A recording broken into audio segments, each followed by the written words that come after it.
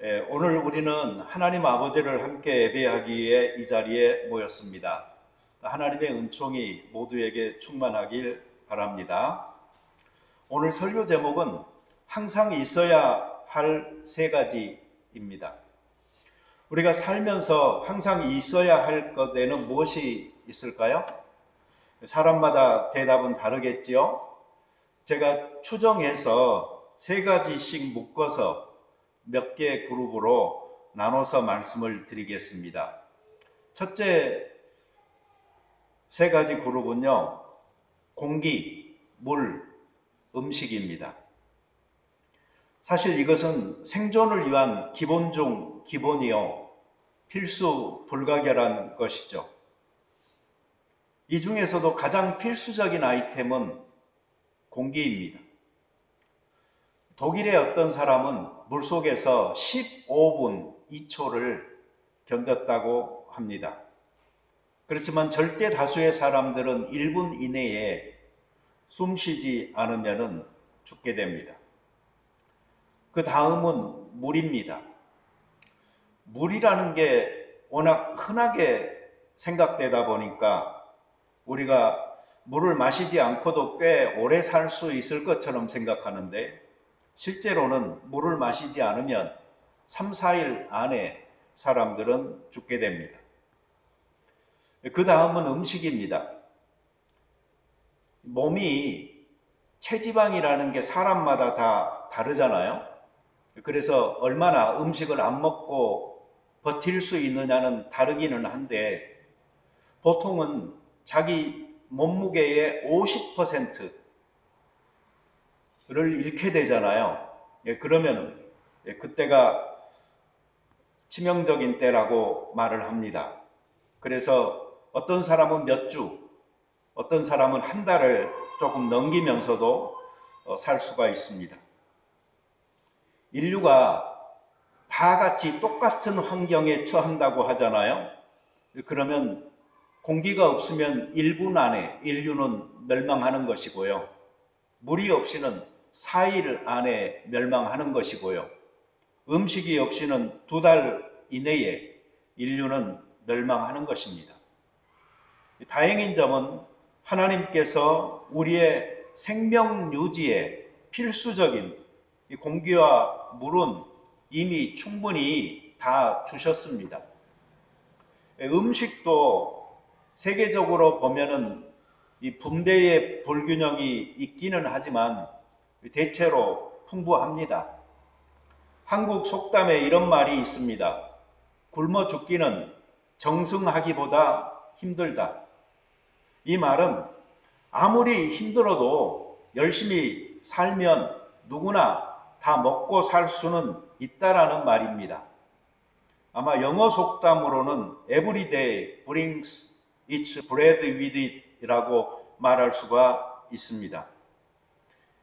먹을 것이 풍부하지 않았던 옛날에 생겨난 속담이라는 것을 생각한다면 오늘날은 뭐 더 말할 필요도 없습니다. 둘째로 우리가 생각할 수 있는 세 가지 그룹은 우리가 흔히 의식주라고 말을 하죠. 그런데 음식은 이 전에 말한 것에 포함되어졌으니까 저는 식을 빼고요, 우리의 그 의복과 주택과 오락이라고 생각을 해봤습니다. 이 오락을 제가 특별히 집어넣은 이유는 현 시대의 상을 좀 반영한 것입니다. 어떤 재미, 즐거움, 여기에 대한 추구가 모든 사람에게 있기 때문입니다. 또한 이 오락은 음식과도 굉장히 밀접하게 연관을 가지고 있습니다. 금강산도 식후경이라고 배고프면 다른 생각할 수가 없잖아요. 옷도 잘 입고 그리고 안락한 곳에 거하고 오락도 좀 즐기면서 뭐 취미생활이라든가 이런 것들도 하면서 재미있게 사는 정도가 되잖아요. 그러면 우리는 조금 더 인간적인 그런 것을 느낄 수가 있습니다. 생존에 매달려야 하는 야만인에서 벗어나게 되잖아요. 그리고 어느 정도 사람다운 모습을 갖추게 되는 단계가 바로 이러한 것들이 충족되어졌을 때입니다. 근데 그 후로 인간적으로 보이는 것, 이것에 목숨 거는 사람들도 상당히 많습니다. 마치 그런 분들은 나 풍족하게 살아 라는 메시지를 외부로 전하기 위해서 자기의 입는 옷이나 사는 집이나 즐거운 일에 온갖 노력을 다 쏟아 붓습니다. 이번에 한국에서 오셨던 목사님들 부부 두 분, 그래서 네 분들을 자주 만나면서 이야기를 하다 보니까요, 그분들이 하시는 말씀 중에 이런 말씀이 있더라고요. 한국에서는 요새 개가 신분을 의미한다고 그런 말을 하셔요. 그게 무슨 말이냐면 집에 개를 키운다는 거, 그리고 더 비싸고 고급 종을 키울수록 그게 그 사람이 그만큼 여유 있는 것을 상징하는 것으로 생각되어진다 하는 말입니다. 생존을 위한 이 최소한의 필요는 채워졌어요. 그리고 기호에 따라서 양과 질을 이렇게 취사 선택할 수가 있게 되는데, 문제는 하늘은 그 한계가 없다는 점입니다. 우리의 욕심은 끝이 없다. 이것이 문제입니다. 그래서 필요가 바램이 되고 바램이 욕망이 됩니다. 이렇게 남보다 더 멋지고 화려하게 성공적으로 안정적인 생활을 유지하고 증진시키기 위해서요, 우리가 우리의 손에 넣고 싶어 하는 것들이 있습니다. 그것은 물질과 명예와 권세입니다. 영어로 기억하기 쉽게 표현을 하자면은 3P라고 말을 할 수가 있는데요.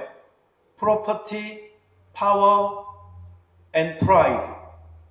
이러한 것들을 위해서 정말 목숨 걸고 살아가는 사람들이 우리 주변에 가끔 발견이 되는 것입니다.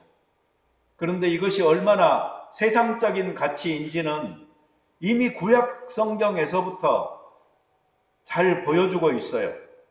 아담과 하와가 먹음직, 보암직, 지혜롭게 할 만큼 탐스러운 그 선악과의 유혹을 못 이겨서 범죄했잖아요. 신약 성경이 열리자마자 예수님께 사탄은 시험하잖아요. 그것이 바로 물질과 명예와 권세의 시험이었던 것이죠. 그리고 우리 모든 믿는 자들은 육신의 정욕과 안목의 정욕과 이생의 자랑으로 끊임없이 시험받고 있는 그 항목들인 겁니다. 여기에 경쟁과 욕심과 탐욕이 더해지면은 정말 난리가 납니다. 서로 속이고 또 속기도 하는 그런 사회가 되는 거죠. 우리 사회의 일부에서는 이런 일들이 실제로 일상화되어져 있습니다. 아마 증권과 정치가 그 대표적이라고 생각합니다. 덧없습니다.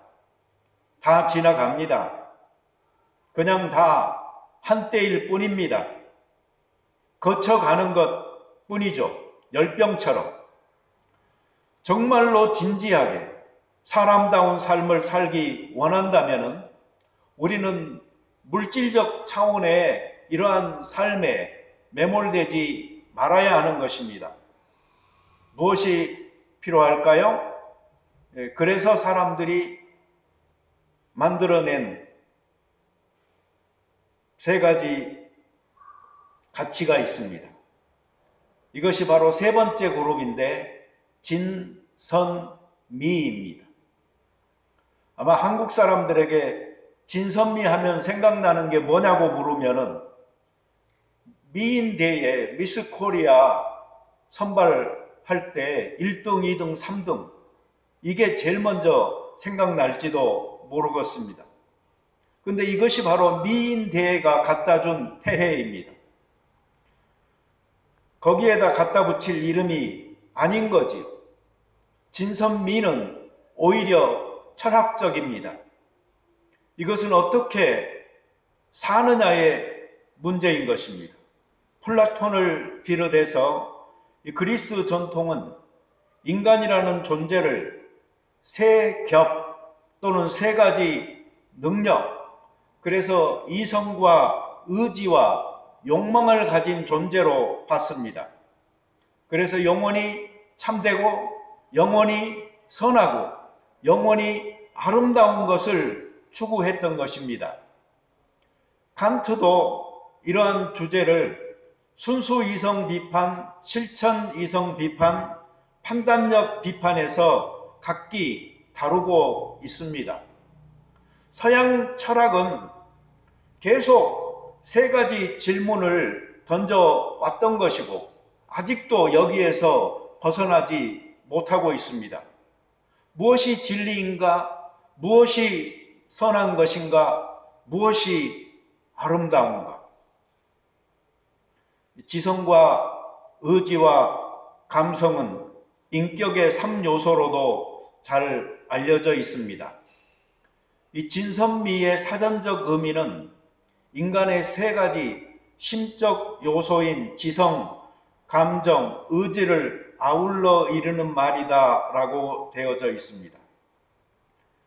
저는 진선미가 적어도 물질적 차원의 인간을 정신적 차원으로 높여주는 기능을 한다라고 생각합니다. 그럼에도 불구하고 진선미는 세상의 가치요 인간의 영역입니다. 제가 세상이라고 할 때 이것은 부정적 의미는 아닙니다. 그냥 통상적이면서도 보편적이라는 말입니다. 생존에 문제가 없고 기본적인 인간의 삶의 틀이 갖춰지고 여기에 어느 정도 양심과 의식, 상식과 교양을 갖추자고 하잖아요. 그러면 관심이 가게 되는 영역이 진선미인 것입니다.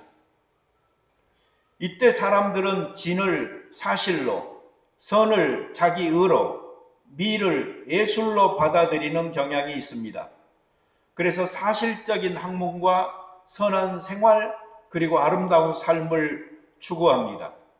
그래서 과학이 발전하고 자기 개발에 힘쓰고 행복하려고 하는 것입니다.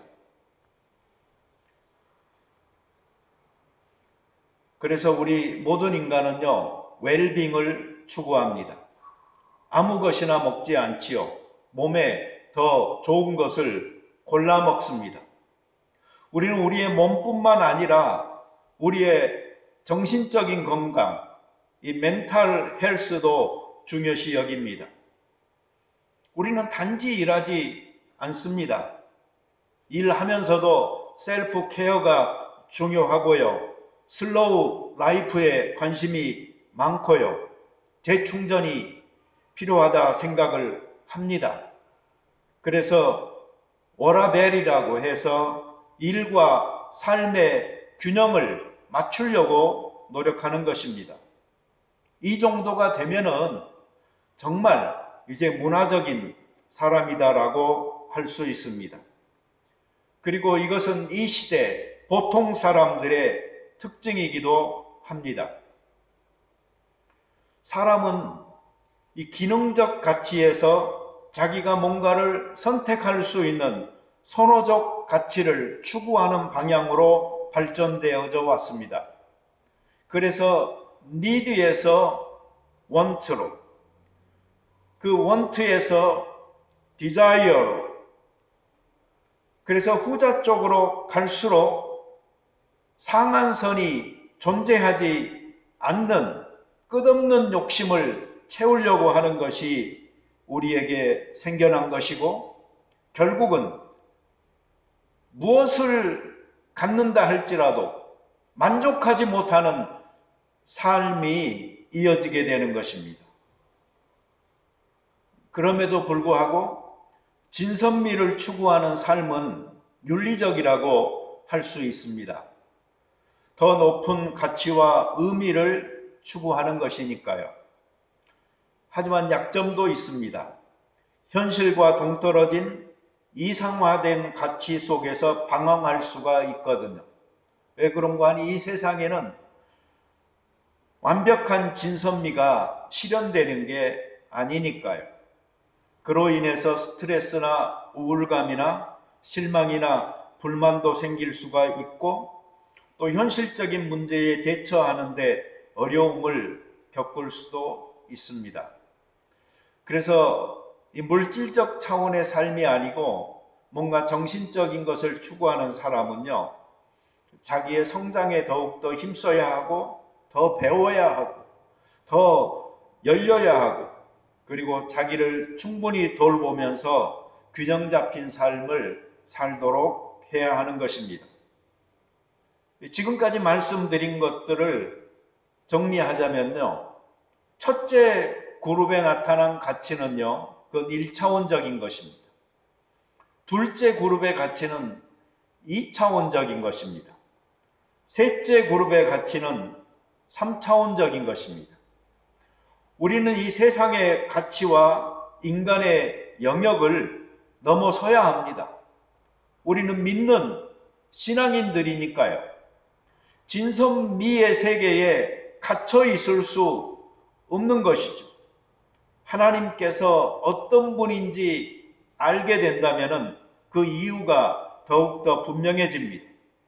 하나님은 진실, 선, 아름다움의 창조자이시며 그 온천이십니다. 참된 진실과 참된 선과 참된 아름다움은 오직 하나님께 속해 있고 하나님에게서 발견되는 것입니다. 진선미에 대한 추구가 결국 하나님께 귀결되지 않는다면 그 끝은 허망하게 끝나게 될 것이기 때문에 우리는 하나님을 만나야 하는 것입니다. 여기에서 우리는 네 번째 그룹의 가치를 필요로 합니다. 그게 바로 믿음, 소망, 사랑입니다. 이 가치는 4차원입니다. 여기까지 도달할 수 있어야 신앙인이라고 할 수가 있습니다. 사도 바울의 고린도전서 13장 13절 말씀, 그런즉 믿음, 소망, 사랑, 이 세 가지는 항상 있을 것인데 그 중에 제일은 사랑이라.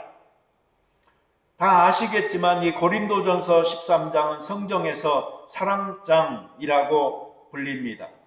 사도 바울은 사랑의 특성 15가지를 나열하고 사랑을 아주 높여서 찬양한 후에 항상 있어야 할 것 3가지를 말합니다. 믿음, 소망, 사랑, 이 3가지는 항상 있어야 합니다. 예수님의 십자가가 세워진 교회와 크리스천들 가운데서 풍성하게 있어야 하는 것이 바로 이 믿음, 소망, 사랑인 것입니다. 이 3가지가 내 주변에 있는가 질문을 던져보세요. 실종된 상태일 수도 있고 있는 듯 없는 듯 꺼질 듯 말 듯 하고 있을 수도 있습니다. 물, 공기, 음식으로 생존할 수가 있습니다. 의복, 주택, 오락으로 최소한의 인간적 삶을 살 수 있습니다. 진선미로 문화적인 인간의 삶을 누릴 수도 있습니다. 그러나 여기에 더해서 우리의 삶을 참으려 풍요롭고 의미 있게 만들어주는 가치, 믿음, 소망, 사랑, 이것들을 우리가 소유했을 때에 믿음의 사람들이 될 수가 있습니다. 믿음은 어려움을 극복하게 해주고 미래를 더 밝게 보여줍니다. 희망은 어려운 상황 속에서도 힘을 주고, 사랑은 인간관계를 강화하여서 연결시켜주고 이 사회를 살만한 곳으로 만들어줍니다. 이것들은 우리의 삶을 진정으로 풍요롭게 해주는 영적인 가치인 것이며 마치 산소와 같은 역할을 하는 것입니다. 세상에는 물질적인 것뿐만 아니라 영적인 가치들도 있다. 이 사실을 단지 알고만 있지 말고 이 믿음과 소망과 사랑을 정말 내 것으로, 내 가치로 소유하고 실천하여 나갈 수 있을 때에 믿음의 효용성을 나도 느끼고 내 주변의 사람들도 느낄 수가 있는 것입니다. 이것을 한자로 하면은 신망애라고 말을 하지요. 믿음은 참입니다. 소망은 선합니다. 사랑은 아름답습니다. 그래서 믿음, 소망, 사랑의 가치가 바로 진선미의 가치인 것인데 이것을 기독교적으로 승화시키고 풀어낸 것입니다. 그렇지만 여기에서 우리 한 가지 알아야 될 게 있습니다. 믿음, 소망, 사랑은 추상적이에요. 그것은 아름답고 고상하지만 그냥 개념으로 끝날 수가 있습니다. 믿음, 소망, 사랑을 실제로 우리의 생활에서 실천할 수 있도록 구체화 시킨다면 그것은 어떻게 표현할 수 있을까요? 그것은 역사, 수고, 인내입니다. 어떤 분들은 눈치채셨을 것입니다. 믿음, 소망, 사랑을 구체적으로 표현한 바울의 언급에서 가져왔기 때문입니다. 데살로니가전서 1장 3절에 너희의 믿음의 역사와 사랑의 수고와 우리 주 예수 그리스도에 대한 소망의 인내를 우리 하나님 아버지 앞에서 끊임없이 기억함이니. 역사, 인내, 수고 얼마나 구체적입니까? 한글로 이 역사를 히스토리로 해석하지 마세요. 앞뒤를 바뀌어보세요. 어떻게 되죠? 역사가 아니고 사역이 되죠. 사역은 일입니다. 인내는 힘들어도 오랫동안 그냥 참고 견디는 것이고, 수고는 그냥 노동하는 것이고, 아이를 낳는 고통을 의미하는 것입니다. 이것들은 얼마나 우리의 실제 삶과 가까운 실천적인 단어들입니까? 의미를 풀어놓고 나면은요, 이러한 단어들은 아름답지 않습니다. 오히려 땀 냄새, 흙 냄새, 그리고 흙과 땀으로 범벅이 된 사람 냄새가 납니다. 이것들은 고상하지 않으며 추상적 개념이 아니며 오히려 고생스러운 것들입니다. 그러니 믿음, 소망, 사랑을 철학적 이념이나 신앙적 개념으로 노래하고 찬양하는 데서 끝나는 것이 아니고 실제로 일하고 노동하는 것을 통하여서 구체화하는 우리의 삶이 되어져야 되겠습니다.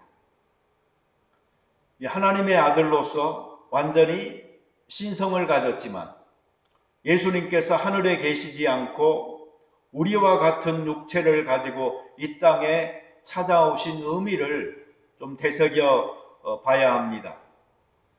우리 삶의 어려움을 직접 체험하면서 우리에게 더욱 가까이 다가와 몸소 하나님의 사랑과 긍휼을 실천하심으로 우리가 뒤따라야 할 본을 보여주셨습니다. 그 예수님의 자비와 동정심으로 다른 사람들을 봉사하여 섬기고 희생하는 모습을 보여주셨기 때문에 그분이 주변 사람들을 돕고 심지어 자기 목숨을 희생하면서 우리를 죄와 결핍으로부터 구해 주셨기 때문에 예수님께서는 우리가 뒤따라야 할 본이 되신 것입니다.